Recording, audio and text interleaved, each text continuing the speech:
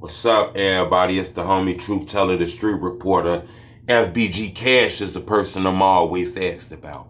You know, I'm not gonna lie, I done did a few blogs about FBG Cash. I done interviewed him. I done got a chance to feel his temperament, but you got to understand the drill culture kind of deceptive now. But I can tell you that this guy has buzzed lately, you know. One thing I can say about FBG Cash is we didn't watch this guy work to finally get to this point. It's a lot of people who kind of drop songs and kind of jump off. Then times you get to watch a guy build his brand till he get to that point. You know, one thing I can say about FBG Cash that's kind of messed up with this drill shit is it took a lot of the diss records and kind of like antics for you guys to realize what a lot of people already realize is that he was dope. You know, one thing I always said was, and it's no disrespect because, you know, them other guys are dope like Chief Keef and Tato and Lil Durk and them and G Herbo and them. They kind of made it in the industry first. You know, they done rubbed shoulders and shit with some of the most powerful people in the music business, smoked blunts with them, drunk with them, told them war stories, traded life stories. He traded life stories with them. It was no way nobody was going to be able to sign one of their ops, you know.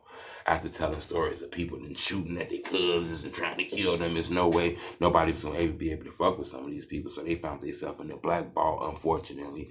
And I think a lot of that shit happened in LBG. Recently, Cash Out and came with a storm, dropping record after record, doing interviews, you know, on a lot of different platforms. And I think that's what a lot of people don't understand. They tend to kind of snort their nose up at these interviews or sit in that chair and don't want to talk. And I always say, if you want a boring ass interview, come on, we can go ahead and do it. But I'm telling you, you got to use these platforms to show, you know, your personality, show who you are. That's the reason them people gonna type your name in that Google bar and that YouTube bar and go to your music. And I think Cash Out understand to take advantage of every opportunity that come towards them. And I think that's the reason why it's new people looking at his music. He just recently dropped a video on Billy Cock channel. It hit 1 million views, I think, in like a couple weeks. So that's just letting you know he got the wave with him.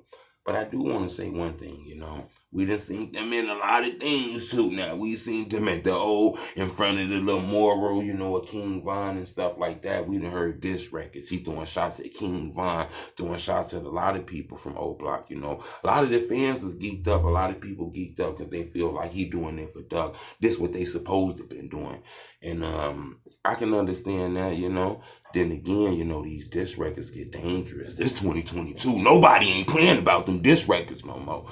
You know, you'll find yourself in a dangerous situation where every time you're out here, you got to hide the blick. And like I said, guys are already moving around with the blick, but you really got to hide the blick now, you know, because as of right now, these streets is dangerous, you know. You only get one shot at this shit out here, man. This ain't like a game of 32, or this ain't like, you know, you can play this shit over, man. You get one shot at this shit. If you fail, then you gone. You ain't coming back. And, you know, I think that's dangerous. But I do think, you know, Cash Out making the right moves right now. Look for this guy to keep coming rampant with the music on all kind of platforms.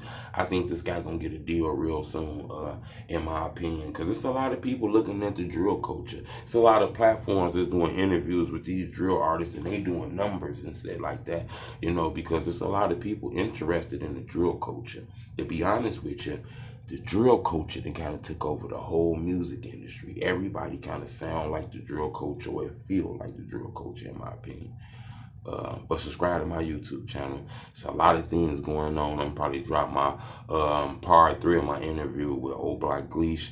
Y'all subscribe to my YouTube channel. We almost at 100,000, man, so I need y'all to support me. If y'all rock with me, make sure if y'all watch this video, y'all hit that subscribe button, okay? I appreciate the love. It's the homie Truth.